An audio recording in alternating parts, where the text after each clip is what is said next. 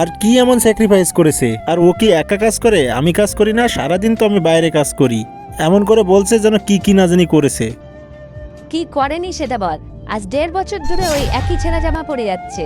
ও যখন শপিং করে না, ও নিজের জন্য কিছু করে না, আমাদের জন্য সবকিছু কেনে। আর তুই তুই কখনো কিনে এনেছিস ওর জন্য? আর এই জুতোটাও ছেঁড়া পড়ে আছে। এত কিছুর পরেও তুই কি করে বলছিস যে ও কিছু করেনি? ওর মা আসবে বললো, তাই জন্য তুই ওর সাথে কত বাজে ব্যবহার করলি। তুই যে জিনিসটা পায়েলের সাথে করলি, সেটা যদি তোর বোনের পর তোর বোনের সাথে করে, সেটা কি তোর ভালো লাগবে?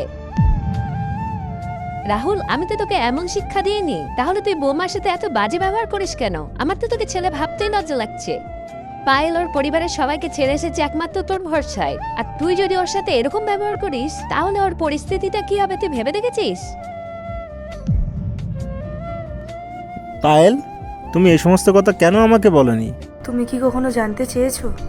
এরপর কি হয় সেটা দেখার আগে আজকে দেখবো কে কে শয়তানকে হারিয়ে আল্লাহকে জিতিয়ে দেয়। যারা আল্লাহকে ভালোবাসে অবশ্যই ভিডিওটি লাইক করে চ্যানেলটি সাবস্ক্রাইব করবে আর কমেন্ট বক্সে আল্লাহ লিখে যাবে। আর যদি শয়তানকে ভালোবাসো তাহলে লাইক সাবস্ক্রাইব করার কোনো দরকার নেই। সরি পায়েল, আমি কখনো তোমাকে বোঝার চেষ্টা করিনি।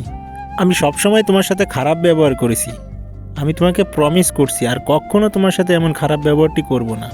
আরে এবার আমাদের অ্যানিভার্সারি অনেক বড় করে করব আর অনেক শপিং করব।